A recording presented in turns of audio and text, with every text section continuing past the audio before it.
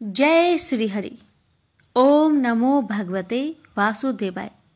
प्यारे भक्तों, आज गुरुवार के दिन आप सभी श्रवण करेंगे गुरुवार व्रत की प्रचलित कथा।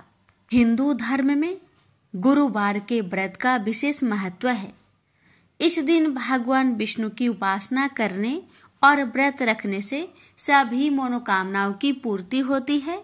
दरअसल सप्ताह का गुरुवार का दिन प्रभु विष्णु, नारायण और बृहस्पति देव को समर्पित है।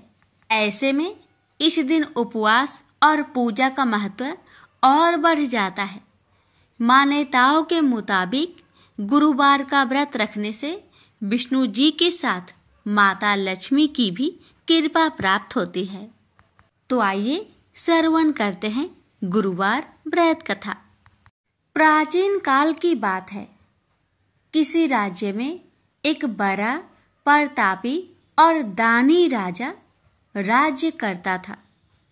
वह हर गुरुवार को व्रत रखकर दीन दुखियों की मदद करके पुण्य प्राप्त करता था। परंतु ये बात उसकी रानी को अच्छी नहीं लगती थी। वह न तो व्रत करती थी और न ही दान पुण्य में विश्वास रखती थी। इतना ही नहीं, वह राजा को भी ऐसा करने से मना करती थी। एक समय की बात है। राजा शिकार खेलने के लिए वन में गए। घर पर रानी और दासी थी।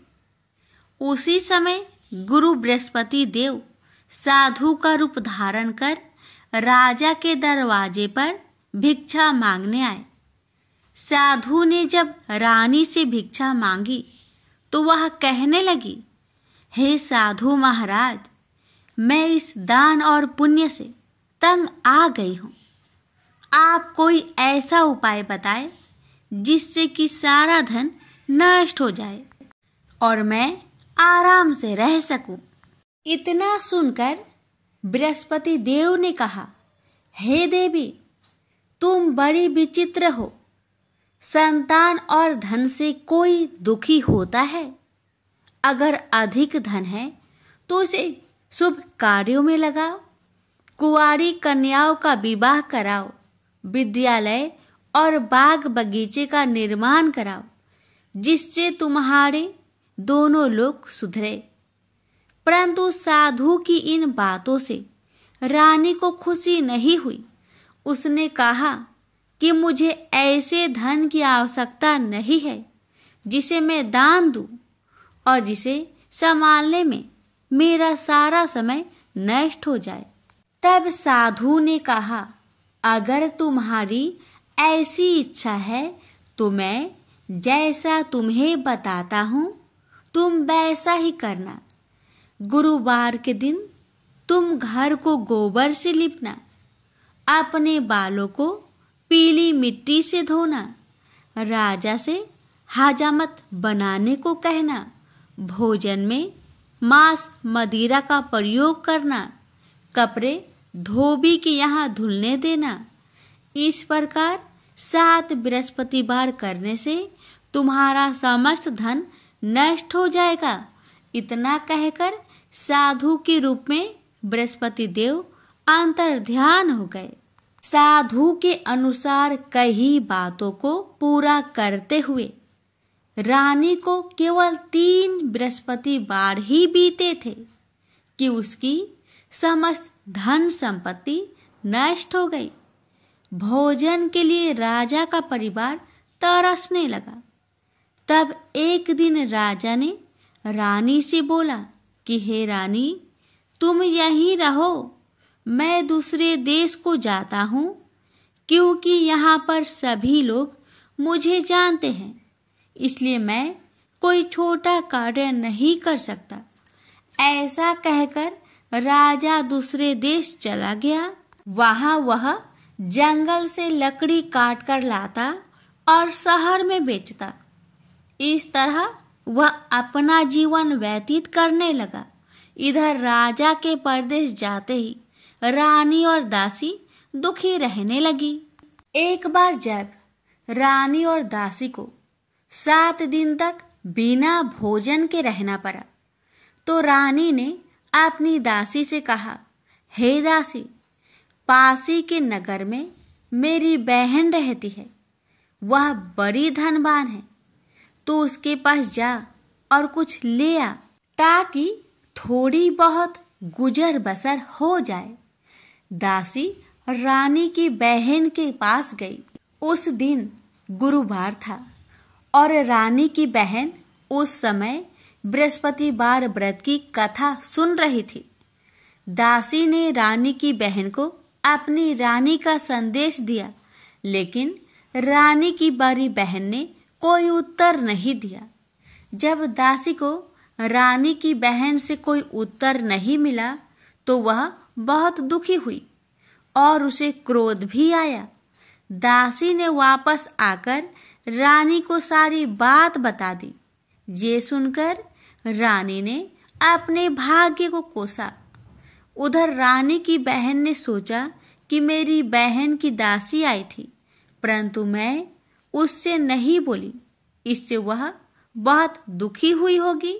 कथा सुनकर और पूजा समाप्त करके वह अपनी बहन के घर आई और कहने लगी, हे बहन, मैं बृहस्पतिवार का व्रत कर रही थी, तुम्हारी दासी मेरे घर आई थी, परंतु जब तक कथा होती है तब तक ना तो उठते हैं और ना ही बोलते हैं, इसलिए मैं नहीं बोली। बताओ दासी, क्यों आई थी? रानी बोली, बहन, तुमसे क्या छिपाऊं, हमारे घर में खाने तक को अनाज नहीं था। ऐसा कहते कहते रानी की आंखें भर आई। उसने दासी समेत पिछले 7 दिनों से भूखे रहने तक की बात अपनी बहन को विस्तार पूर्वक सुना दी। रानी की बहन बोली, देखो बहन, भगवान बृहस्पति देव सबकी मनोकामना को पूर्ण करते हैं। देखो, शायद तुम्हारे घर में अनाज रखा हो। पहले तो रानी को विश्वास नहीं हुआ, पर बहन के आग्रह करने पर उसने अपनी दासी को अंदर भेजा तो उसे सचमुच अनाज से भरा एक घड़ा मिल गया। यह देखकर दासी को बड़ी हैरानी हुई। दासी रानी से कहने लगी, हे रानी, जब हमको भोजन नहीं मिलता तो हम व्रत ही तो करते हैं, इसलिए क्यों न इनसे व्रत और कथा की विधि पूछ ली जाए ताकि हम भी व्रत कर सके। तब रानी ने अपनी बहन से बृहस्पतिवार व्रत के बारे में पूछा। उसकी बहन ने बताया, बृहस्पतिवार के व्रत में चने की दाल और मुनक्का से विष्णु भगवान का केले के जड़ में पूजन करे तथा दीपक जलाए, व्रत कथा सुने और पीला भोजन ही करे। इससे बृहस्पति देव प्रसन्न होते हैं। व्रत और पूजन विधि बताकर रानी की बहन अपने घर लौट आई। 7 दिन के बाद जब गुरुवार आया तो रानी और दासी ने व्रत रखा। घुड़सार में जाकर चना और गुड़ लेकर आई। फिर उससे केले की जड़ तथा विष्णु भगवान का पूजन किया। अब पीला भोजन कहाँ से आए? इस बात को लेकर दोनों बहुत दुखी थे। चूंकि उन्होंने व्रत रखा था, इसलिए बृहस्पति देव उनसे प्रसन्न थे। इसलिए वे एक साधारण व्यक्ति का रूप धारण कर 2 थालों में सुंदर पीला भोजन दासी को दे गए। भोजन पाकर दासी प्रसन्न हुई और फिर रानी के साथ मिलकर भोजन ग्रहण किया।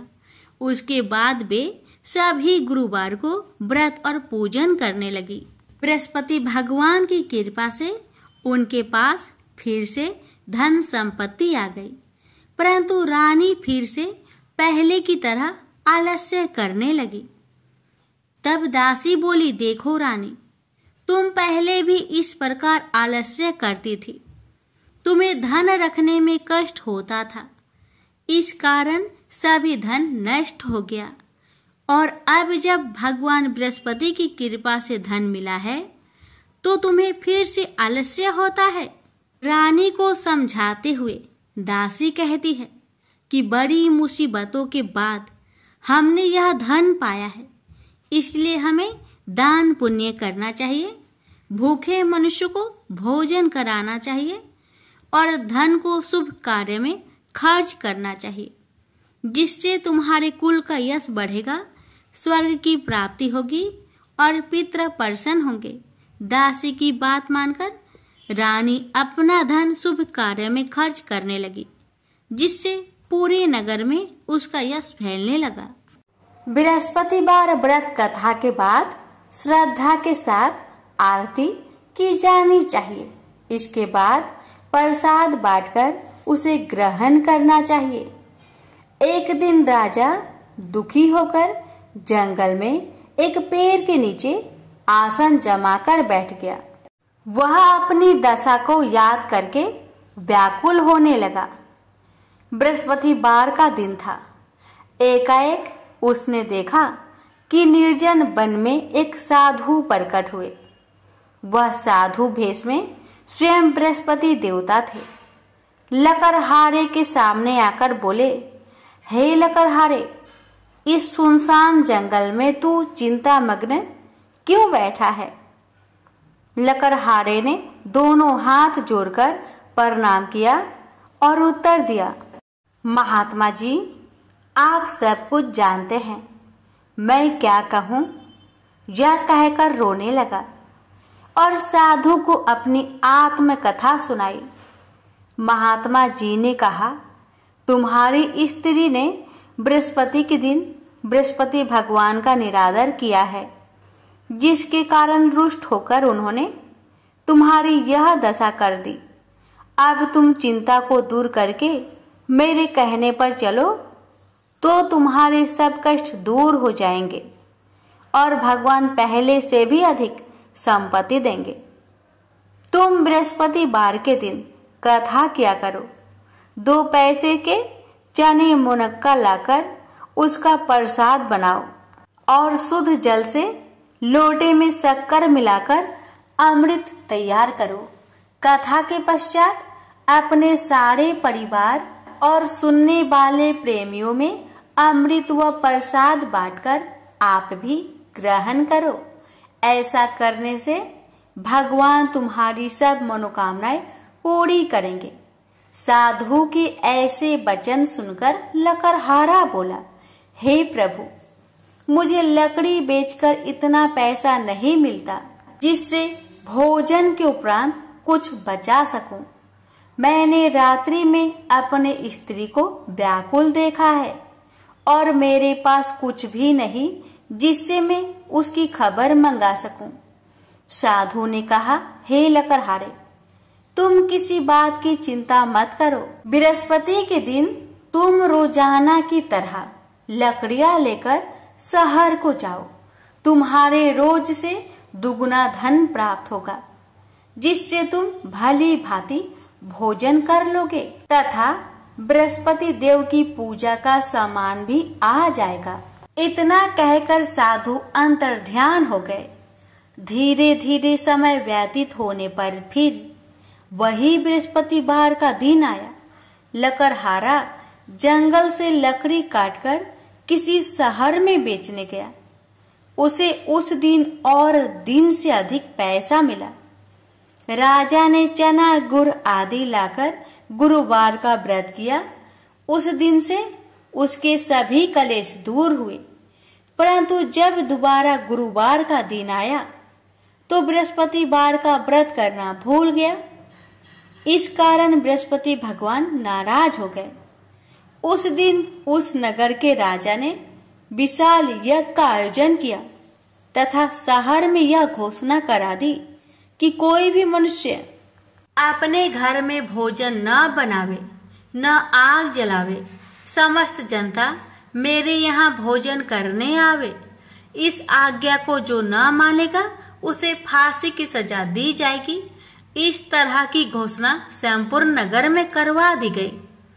राजा की आज्ञा अनुसार शहर के सभी लोग भोजन करने गए, लेकिन लकड़हारा कुछ देर से पहुंचा, इसलिए राजा उसको अपने साथ घर लिवा ले गए और ले जाकर भोजन करा रहे थे। तो रानी की दृष्टि उस खूंटी पर पड़ी जिस पर उसका हार लटका हुआ था। वह वहां पर दिखाई नहीं दिया। रानी ने निश्चय किया कि मेरा हार इस मनुष्य ने चुरा लिया है। उसी समय सिपाहियों को बुलवाकर उसको कारागार में डलवा दिया। जब लकड़हारा कारागार में पड़ गया और बहुत दुखी होकर विचार करने लगा कि ना जाने कौन से पूर्व जन्म के कर्म से मुझे यह दुख प्राप्त हुआ है, और उसी साधु को याद करने लगा जो कि जंगल में मिला था। उसी समय तत्काल बृहस्पति देव साधु के रूप में प्रकट हुए और उसकी दशा को देखकर कहने लगे, अरे मूर्ख, तूने बृहस्पति देव की कथा नहीं करी, इस कारण तुझे दुख प्राप्त हुआ है। अब चिंता मत कर, बृहस्पतिवार के दिन कारागार के दरवाजे पर 4 पैसे पड़े मिलेंगे। उनसे तू बृहस्पति देव की पूजा करना, तेरे सभी कष्ट दूर हो जाएंगे। बृहस्पति के दिन उसे 4 पैसे मिले। लकड़हारे ने कथा कही। उसे रात्रि को बृहस्पति देव ने उस नगर के राजा को सपने में कहा, हे राजा, तुमने जिस आदमी को कारागार में बंद किया है वह निर्दोष है, वह राजा है, उसे छोड़ देना। रानी का हार उसी खूंटी पर लटका है। अगर तू ऐसा नहीं करेगा तो मैं तेरे राज्य को नष्ट कर दूंगा।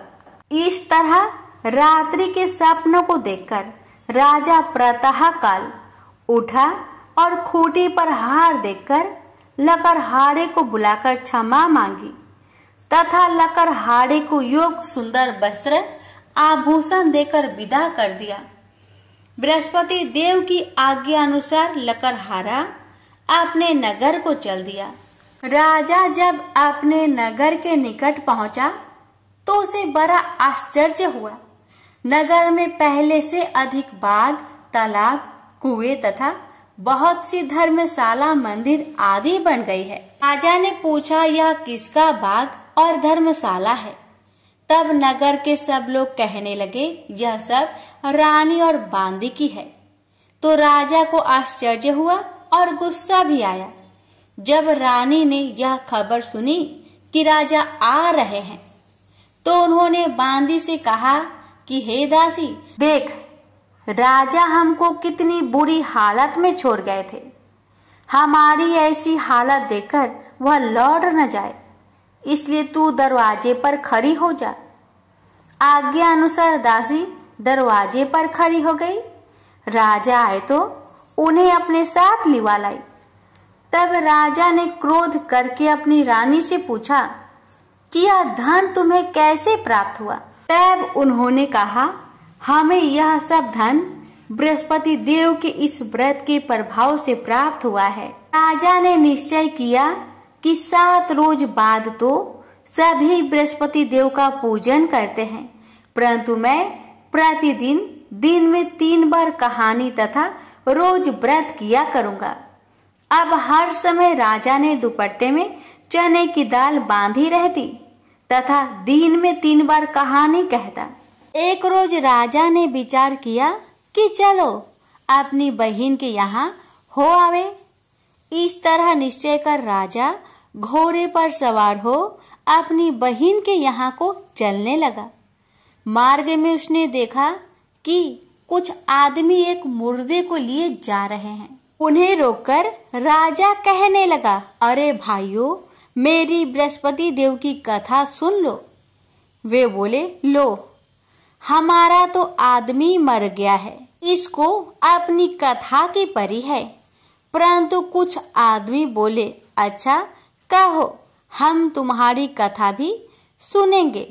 राजा ने दाल निकाली और जब कथा आधी हुई थी कि मुर्दा हिलने लग गया, और जब कथा समाप्त हो गई तो राम राम करके मनुष्य उठकर खड़ा हो गया। आगे मार्ग में उसे एक किसान खेत में हल चलाता मिला। राजा ने उसे देख और उससे बोले, अरे भैया, तुम मेरी बृहस्पतिवार की कथा सुन लो। किसान बोला, जब तक मैं तेरी कथा सुनूंगा तब तक 4 हरैया जोत लूंगा। जा अपनी कथा किसी और को सुनाना। इस तरह राजा आगे चलने लगा। राजा के हंसते ही बैल पछाड़ खाकर गिर गए तथा किसान के पेट में बड़ी जोर का दर्द होने लगा। उस समय उसकी माँ रोटी लेकर आई। उसने जब यह देखा तो अपने पुत्र से सब हाल पूछा और बेटे ने भी सभी हाल कह दिया। तो बुढ़िया दौड़ी दौड़ी उस घोड़ सवार के पास गई और उससे बोली कि मैं तेरी कथा सुनूंगी, तू अपनी कथा मेरे खेत पर चलकर ही कहना। राजा ने बुढ़िया के खेत पर जाकर कथा कही। इसके सुनते ही वह बैल उठ खड़ा हुई तथा किसान के पेट का दर्द भी बंद हो गया। राजा अपनी बहिन के घर पहुंचा। बहिन ने भाई की खूब मेहमानी की। दूसरे रोज प्रातःकाल राजा जागा तो वह देखने लगा कि सब लोग भोजन कर रहे हैं। राजा ने अपनी बहिन से कहा, ऐसा कोई मनुष्य है जिसने भोजन नहीं किया हो? मेरी बृहस्पतिवार की कथा सुन ले। बहिन बोली, हे भैया, यह देश ऐसा ही है कि पहले यहाँ लोग भोजन करते हैं, बाद में अन्य काम करते हैं। अगर कोई पड़ोस में हो तो देख आऊं।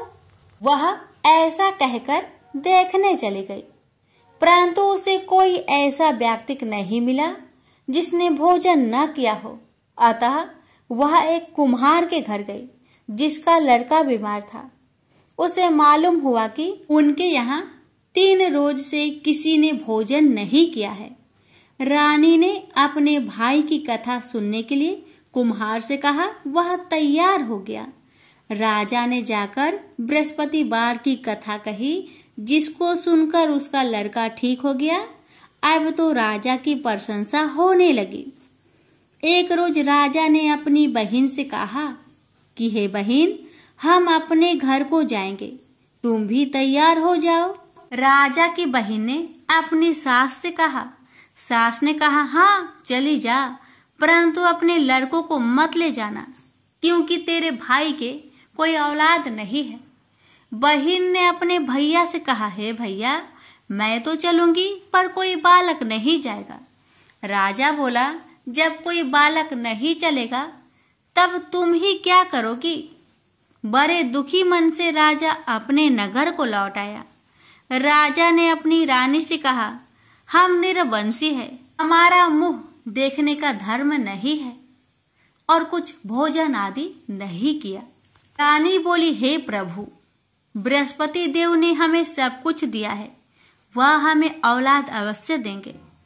उसी रात को बृहस्पति देव ने राजा से सपने में कहा, हे राजा, उठ, सभी सोच त्याग दे, तेरी रानी गर्भ से है। राजा को यह बात सुनकर बड़ी खुशी हुई। 9वें महीने में उसके गर्भ से एक सुंदर पुत्र पैदा हुआ।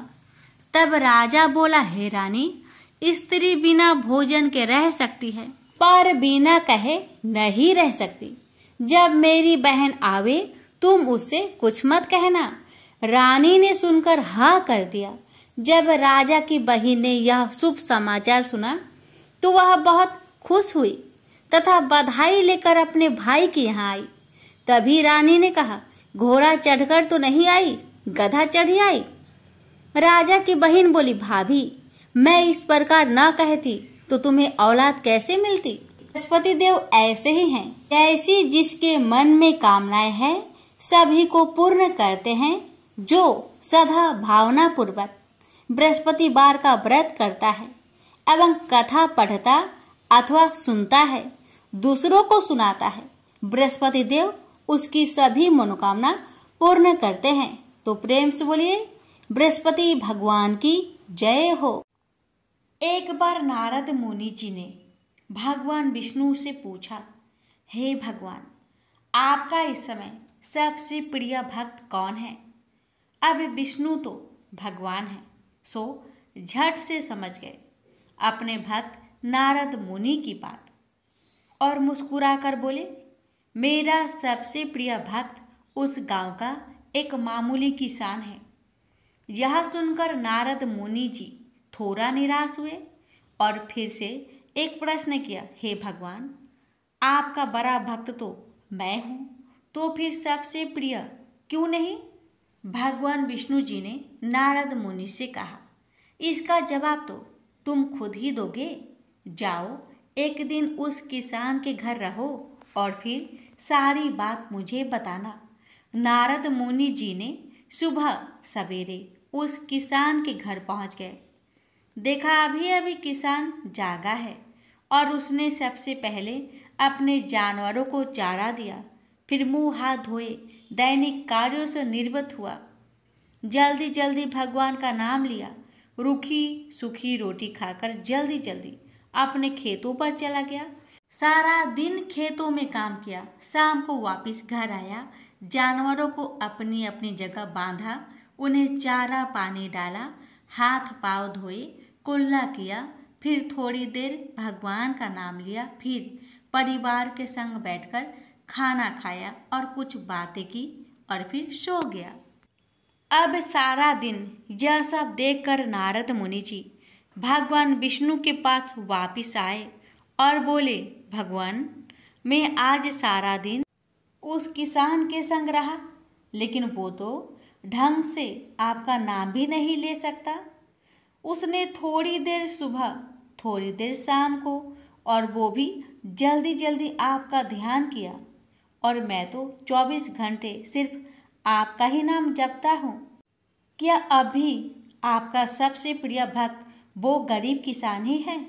भगवान विष्णु जी ने नारद की बात सुनकर कहा, अब इसका जवाब भी तुम मुझे खुद ही देना। भगवान विष्णु जी ने एक कलश अमृत से भरा नारद मुनि को थमाया और बोले, इस कलश को लेकर तुम तीनों लोकों की परिक्रमा करके आओ, लेकिन ध्यान रहे अगर एक बूंद भी अमृत नीचे गिरा तो तुम्हारी सारी भक्ति और पुण्य नष्ट हो जाएंगे। नारद मुनि तीनों लोकों की परिक्रमा करके जब भगवान विष्णु के पास वापिस आए तो खुश होकर बोले, भगवान, मैंने एक बूंद भी अमृत नीचे नहीं गिरने दिया। विष्णु भगवान ने पूछा, और इस दौरान तुमने मेरा नाम कितनी बार लिया, मेरा स्मरण कितनी बार किया? तो नारद बोले, अरे भगवान जी, मेरा तो सारा ध्यान इस अमृत पर था, फिर आपका ध्यान कैसे करता? भगवान विष्णु ने कहा, हे नारद, देखो उस किसान को, वो अपना कर्म करते हुए भी नियमित रूप से मेरा स्मरण करता है, क्योंकि जो अपना कर्म करते हुए भी मेरा जाप करे वो ही मेरा सबसे प्रिय भक्त हुआ। और तुम तो सारे दिन खाली बैठे ही जप करते हो, और जब तुम्हें कर्म दिया तो मेरे लिए तुम्हारे पास समय ही नहीं था। तो नारद मुनि सब समझ गए और भगवान के चरण पकड़ लिए और बोले, हे भगवान, आपने मेरा अहंकार तोड़ दिया, आप धन्य हैं। तो प्रेम से बोलिए, विष्णु भगवान की जय। अब श्रवण करें बृहस्पतिवार व्रत की आरती। जय बृहस्पति देवा, ओम जय बृहस्पति देवा, छिन छिन भोग लगाऊं कदली फल मेवा। ओम जय बृहस्पति देवा, जय बृहस्पति देवा, तुम पूर्ण परमात्मा, तुम अंतर्यामी, जगत पिता जगदीश्वर, तुम सबके स्वामी। ओम जय बृहस्पति देवा, जय बृहस्पति देवा, चरणामृत निज निर्मल, सब पातक हरता, सकल मनोरथ दायक, कृपा करो भरता। ओम जय बृहस्पति देवा, जय बृहस्पति देवा, तन मन धन अर्पण कर जो जन शरण परे, प्रभु प्रकट तब होकर आकर द्वार खरे। ओम जय बृहस्पति देवा, जय बृहस्पति देवा, दीन दयाल दयानिधि, भक्तन हितकारी, पाप दोष सब हरता, भव बंधन हारी। ओम जय बृहस्पति देवा, जय बृहस्पति देवा, सकल मनोरथे दायके, सब संचय हारो, विषय विकार मिटाओ, संतन सुखकारी। ओम जय बृहस्पति देवा, जय बृहस्पति देवा। जो कोई आरती तेरी प्रेम सहित गावे, जेठानंद आनंद कर सो निश्चय पावे। ओम जय बृहस्पति देवा, जय बृहस्पति देवा। प्रेम से बोलिए बृहस्पति भगवान की जय।